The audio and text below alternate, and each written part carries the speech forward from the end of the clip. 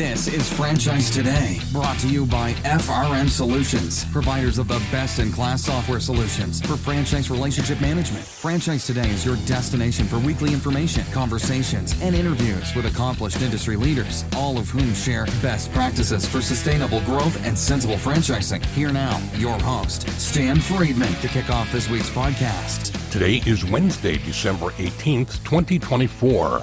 I'm Stan Friedman, and this is Franchise Today. Well, this is it, the final episode of Season 15, and my guest today could not be any more appropriate to present in this season of gratitude, giving, and respect and love for family. I'll tell you more about that in just a minute, but first, my turn to express some gratitude, too, to Tracy Stapp-Harold for the backstage pass she provided us last week to the upcoming 46th Annual Entrepreneur Magazine Franchise 500. And who better than Tracy to share that with us, as the 500 and other special projects has been her life's work at Entrepreneur. The issue drops digitally and at the newsstand on Tuesday, January 14th, so be watching for it then. And I wish all of you that have done your best to jockey for position in 2025 the very best of luck. Hope it all goes your way. So, this week it gives me great pleasure to close out the season with Charles Bonfiglio as my guest. Charles is one that cares deeply about people, relationships, and family, as you'll hear clearly today, as he speaks repeatedly about admiration for his father, from whom he took his inspiration to become a successful entrepreneur. I'm talking about a guy who, like me, came out of Brooklyn, New York, and with little more education than one earns at the School of Hard Knocks. With the help of loved ones, Charles clawed his way to the top of his game, and today sits at the head of the table of a 150-unit strong auto aftermarket brand, boasting strong unit-level economics and a clear path to the future. A quick time out here, and I'll be right back to introduce you to Charles Bonfiglio. Stay right there. Franchise Today will be right back, but first, a word from our sponsors. Franchise Today is brought to you by Profit Keeper, the #1 franchise analytics platform for franchisors and franchisees, trusted by more than 150 brands and 50,000 franchisees. Profit Keeper connects KPI, benchmark, and royalty data from your locations, groups, and territories. With Profit Keeper, you see stats in real time, presented simply and graphically. This makes it easy to identify actionable information for franchisees to help them drive profitability and brand growth at the unit level. No more wrangling data and guessing what works and what doesn't. To learn more and to get started, visit profitkeeper.com/franchise today. Charles Bonfiglio is an uber-successful, record-setting, award-winning former Meineke multi-unit franchisee and currently the wildly successful franchise founder and CEO of Tint World, an international franchise brand of retail, automotive, aftermarket accessories, and window tinting centers. Charles is also proudly kicking off his second franchise brand, Cars Cafe, which combines his passion for cars and coffee. And if that's not enough, he's also the founder and CEO of Auto Parts Network, a patent-pending auto aftermarket parts and accessories distribution and e-commerce software company. Tint World sits at the center of it all, though, ranked number 249 in Entrepreneur Magazine's 2024 Franchise 500, an improvement of 119 points over their ranking at 368 the prior year. In large part, it's a testament to the thinking and leadership and its teams and the franchise network. Here to tell us his story, franchise founder and CEO, Charles Bonfiglio.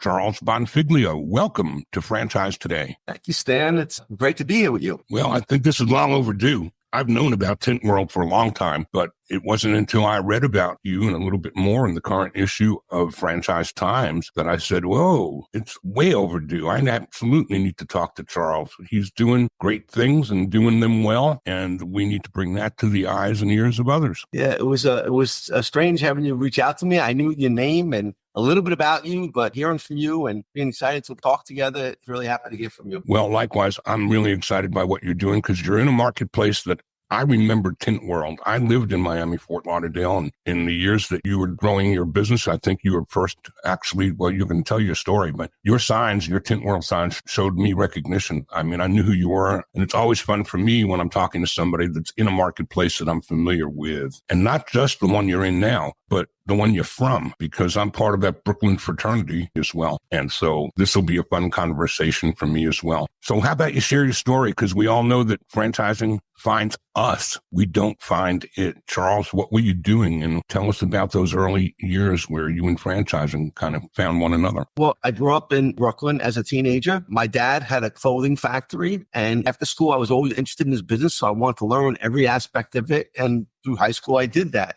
When I got out of high school, I just wanted to open up my own business, and my dad had one, so I did. Now, when I was a teenager, I always loved cars, and so a friend of mine had an older brother who had a car stereo shop, and I worked there on the weekends just for fun. And people said I was really good at it, talking with customers and installing stuff. But I learned my business skills from my dad from being in his factory. I mean, there was a lot of women on sewing machines, and he used to take me to New York City, sometimes by train, sometimes by his car. And we'd go to Norma Kamali, Jeffrey Bean, Calvin Klein. And I used to say to him, it's like maybe a 14-year-old thing, Dad, how come we're not up here? How come we don't have our own brand like Calvin Klein? Look at that big billboard. We should be there. And he goes, Charles, I do really good at what I do. That's not my area. I don't know that business. And I said, well, Dad, one day that would be great if we could do that. And he goes, Charles, when you get older, if you want to do that, you could do that. I'm good at what I do. And he taught me two main things that you have to be in business. And he says, you have to know how to work with your hands, and you have to know how to work with people. And if you could do those two things, you can make it almost anywhere, Charles. And he did that, but he showed me how to work with my hands.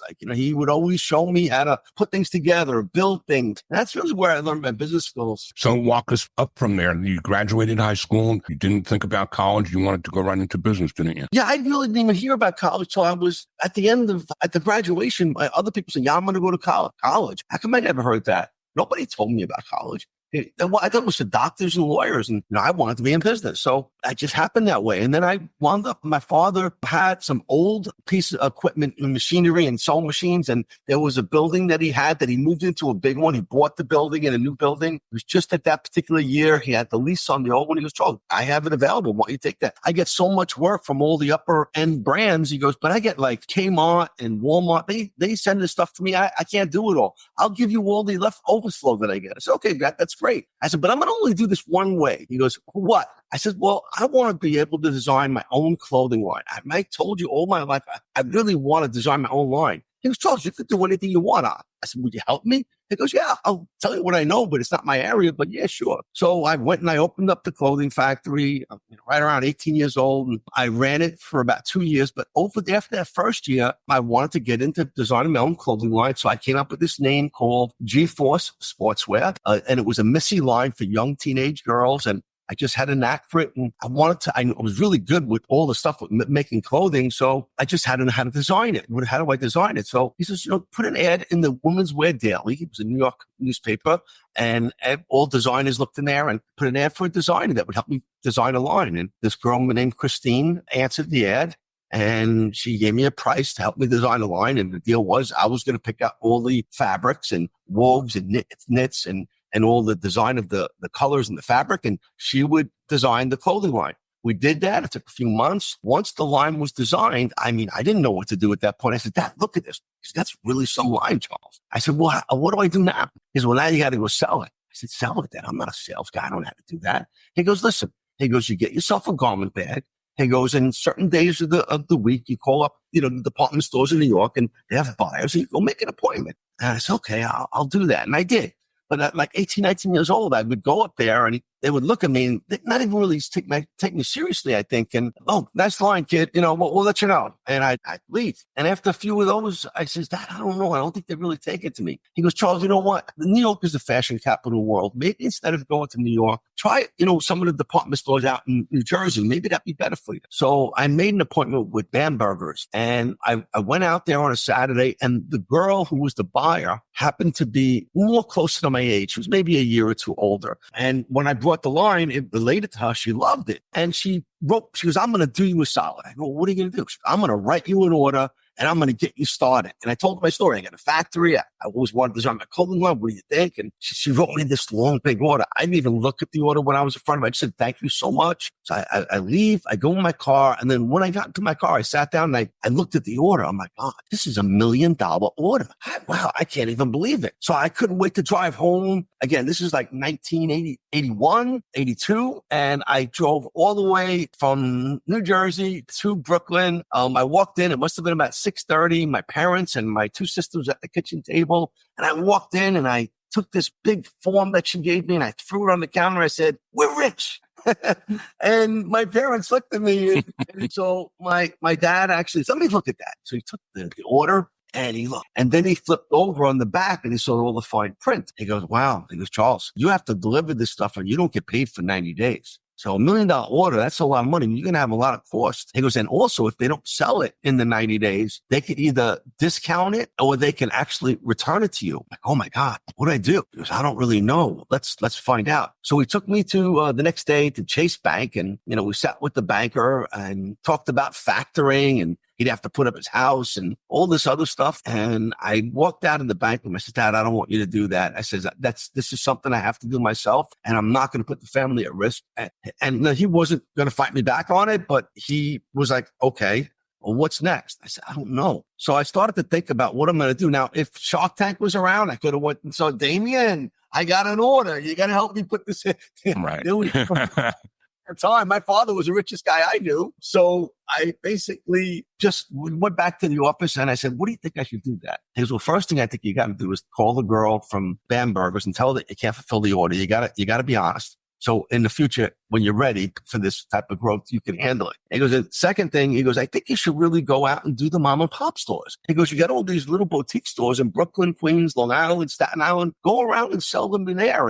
And that's what I did. And it actually worked out really well. I sold out of my whole line. I wound up making, I remember it was about $30,000 in sales. That was a lot of money at that time. And it was about 50% profit, plus any little expenses I had. So I walked away with a good chunk of money. And then I realized I had to go do it all over again for the next quarter. But I didn't want to just do that because I felt like I'm going to have to get stuck again. I'm going to build this great product. And I don't really know how to build the back end of the business. Like, how do I do the finance? And how do I deliver all this stuff without paying up front? So that was the area that I didn't know. And I realized, what I'm doing is everything my father taught me about his business is good for him because he gets paid as he goes, but I don't know how to do this. I don't know how to scale. And I said, if I stay with my dad, I'm never going to learn any more than what my dad knows. So I have to figure this out myself. With that, I had a brother-in-law of mine who he worked in a pizza shop in New York City around the corner from the Empire State Building. And he said, Charles, this guy wants to sell the place and he's got a long lease, a 1 or 2 year lease, years left on the lease. He goes,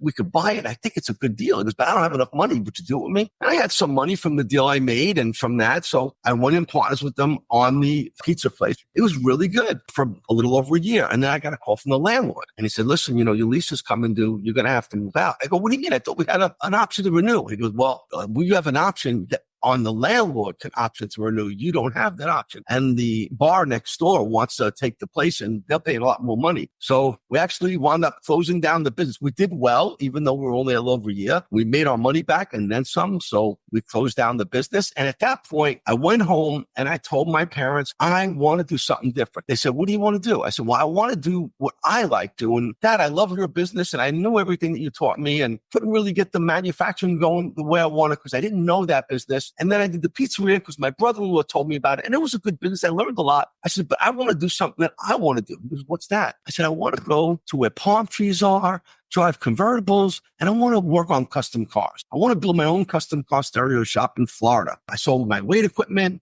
I had a Corvette, a 1-year-old Corvette. I sold that. I sold everything that I really had that I can get rid of for me. And then I had some money in the bank. And I bought a one-way ticket to Florida in February of, I think it was 1983. So with that, I actually went looking for a location and I found a building. The landlord was building a auto center and he already had like Precision Tune and the Jiffy Lube in the building. And there was a couple other places just still available. So I went in and I said, listen, I want to rent the place to end cap over here. And he goes, what do you want to put in there? I said, I want to put the car stereo shop and it's accessory business. That's not a real business. I said, what do you mean? It's a real good business. I did it in New York. I'm good at it. I says, I had my own businesses in New York. He goes, well, we want established businesses. We don't really want that. I said, well, why not? It's just not for us. All right, well, thank you. And I was nice to him. I thanked him for hearing me, and I really wanted this location. So I left. I figured maybe if I go to the bank and I get a loan, because I had about $30,000 saved in the bank, but I needed about 80 to do this business.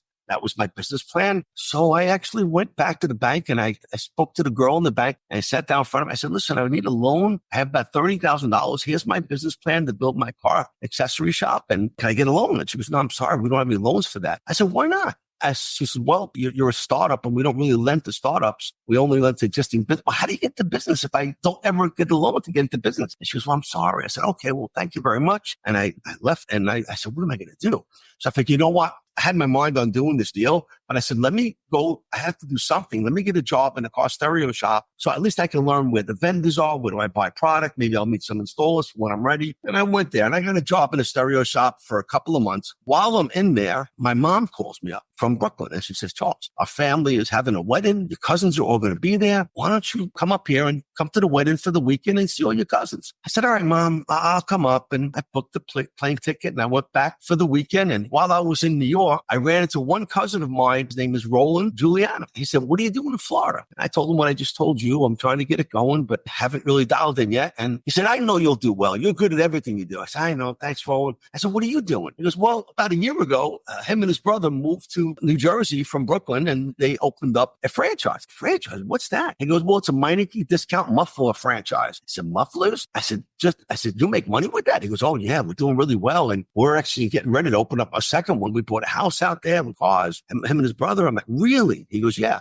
He goes, why don't you just come by and see it before you go back to Florida? He goes, come by on Monday. I said, okay, I'll do that. So I went over to my dad at the wedding. I said, Dad, would you want to take it around with me on Monday? I want to go see Roland's Meineke shop. He goes, okay, let's do that. So the next day or two later, on Monday morning, my dad and I got in the car and we drove out to New Jersey and we pulled up to my cousin's muffle shop in Eatontown, New Jersey. And as we were pulling in, it's like a gravel parking lot, like a 3-bay gas station converted over to a Meineke shop with a smiling muffler on the building that says Meineke. And I looked at my dad. I said, Dad, it's not really what I want. I said, but they're freaking busy. He goes, yeah, I know they are. Let's go check it out. We get out, we walked inside and I saw my two cousins behind the counter, like literally taking money from the customers, like taking candy from a baby. They were just selling and here, sign right here, cat back. Joey, go put the cat back on that catalog. Okay, here's your price on this one. On the Chevy Malibu, go put the cat back on that one. Like they were going. Then I talked to the technicians out in the Bay and I just got to know them and they were happy. They loved it. And I was like, it's not really the business that I wanted, but that is pretty cool. I said, they're making some money and I could see it. They do good. So after spending the morning there with my cousin Roland, said, let me take you to lunch, before you leave so I can talk to you. I'm too busy. Yes. Okay. So my dad and I go to lunch with my cousin Roland and he sits down with me. He says, listen, Charles, he goes, I know you want to do what you want to do and you're good at whatever you do. I saw what you do with your other business, but if you're going to do something, maybe this will be good for you. Here's the business card for Meineke. And if you think it'll work for you, give him a shot. I said, okay, I will. Thank you. We left. And on the way home, my father says, Charles, in life, you always have to try to think about taking the path of least resistance. So I know what you want and what's the worst could happen? You go to Meineke, you learn some things, and then maybe you can go do your own thing later on. I said, yeah, I guess you're right, Dad. Let me see. I'll fill out the application. I'll send it in, and we'll see what happens.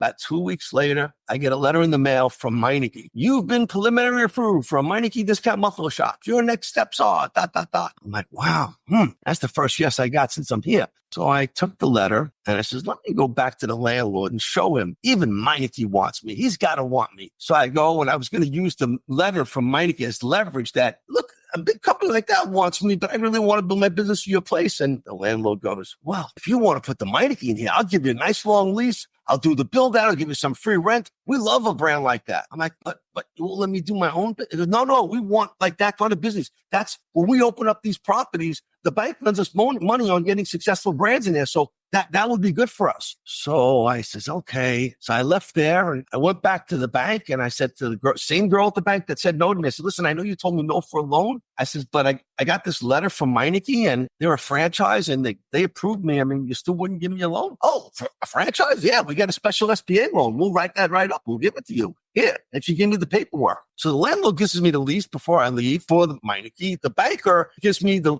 papers for the loan documents, but they wouldn't do it without that. And I didn't even own the franchise yet. So I went home and I called my dad up. I says, Dad, everybody's saying yes to me with this thing. I really wasn't serious about it, but wow. He goes, Charles, again, path of least resistance. If this is what it takes, it's in the car business at least, and you'll learn the business. And I said, Dad, I looked in franchising. There's nobody else that does anything with car stereos or aftermarket accessories. So I can't even find the franchise that does that, but this is all I got. And he says, well, maybe you should do it. I said, you're probably right. So I called back Meineke. I wound up getting signed up with Meineke. I got approved and I basically got the business open. And so I did really well, obviously, but I learned a lot and I can tell you details, but I really want to just tell you how I got to where I am. So now we're at the gateway to your franchise career, Charles. Why don't we do this? Let's take a quick break. And when we come back, let's skate on forward to some of those milestones through Meineke that led to the beginning of Tint World. I'm Stan Friedman. This is Franchise Today, talking today with Charles Bonfiglio, franchise founder and the CEO of Tint World. And we're back to tell you more of his story. Don't go away.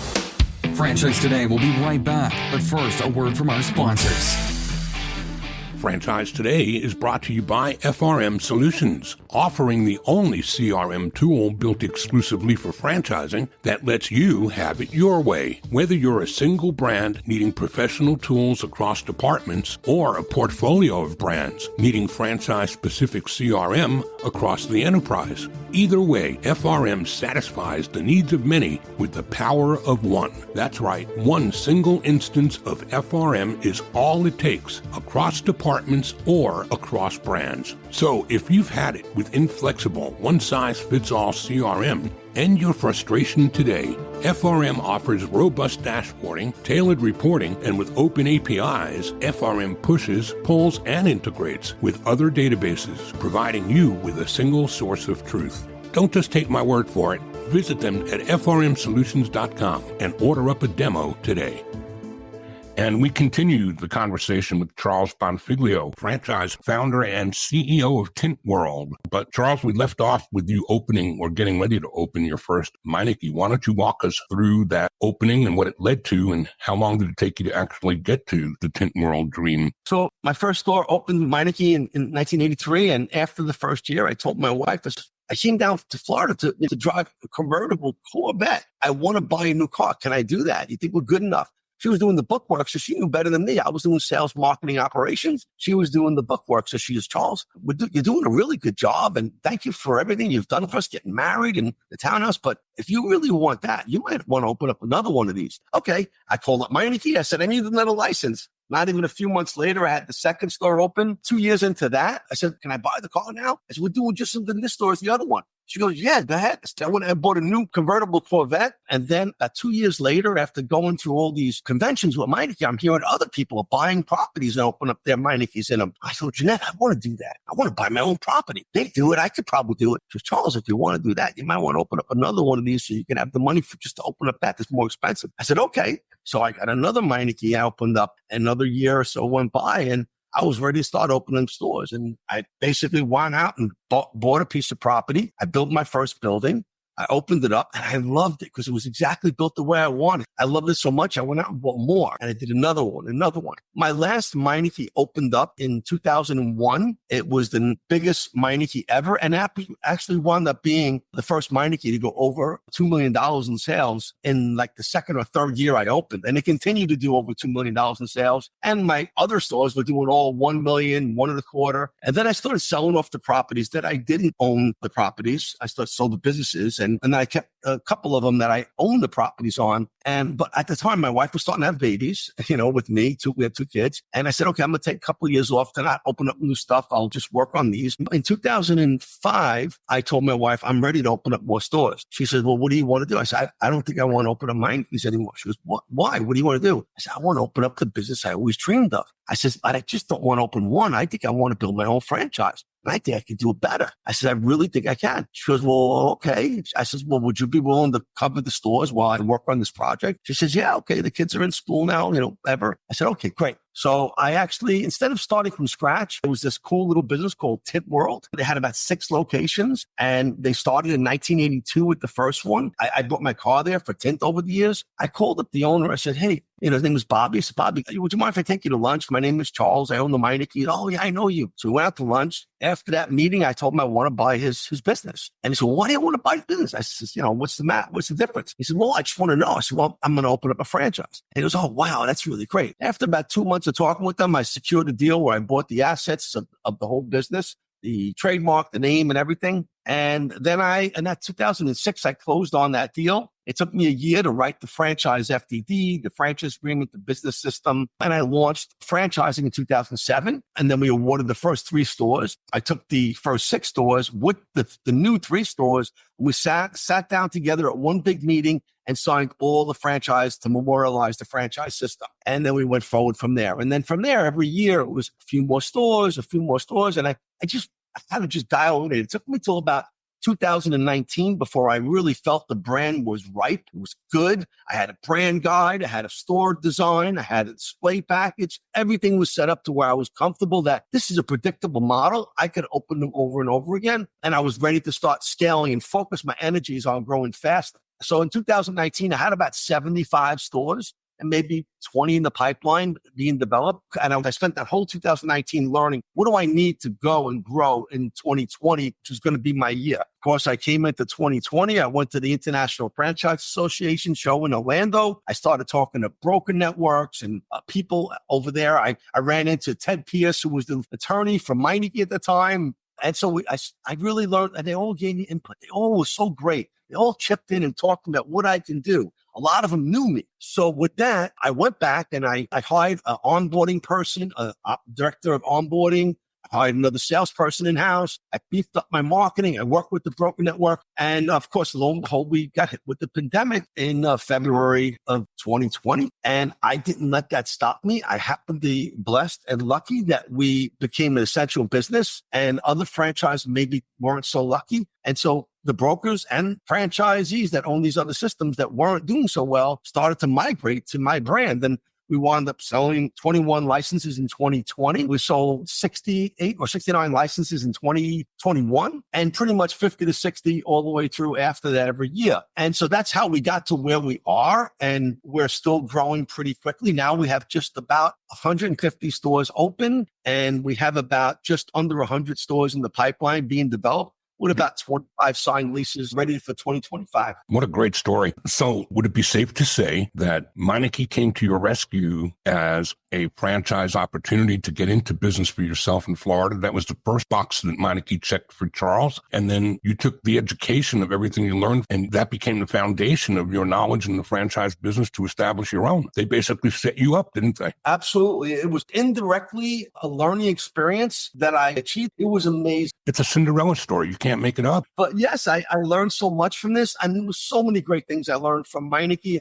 Any franchisee that's out there, the more you can work with your franchisor, remember, don't work against them, work with them. You can maybe make things better, or you can learn. Either way, it's a positive experience, and that's what happened to me. So, Charles, with all that we've heard from you and what we've gotten from you today, more than anything, is your absolute passion for the business, the Meineke business, the franchise business. Tell us more now about the Tint World business and the time we've got left, and share with us what makes it so unique and different that no one's thought to franchise that like you have before. Well, as a franchisee, I built 10 stores and I managed all, and I was the chairman of the computer committee. So all my dreams that I wanted to put into Meineke's point of sale software, connecting the dots with scheduling appointments online, working with the manufacturers for Meineke, putting the catalog data in, working on marketing initiatives, all that became central. And I kept on trying to move the needle. And every time I'd come up to Meineke, I said, what about if we do this? What about if we do that? And a lot of, no, Charles, I appreciate your enthusiasm, but we just want this. So I had all these great ideas that I wanted to automate the business model, but Meineke would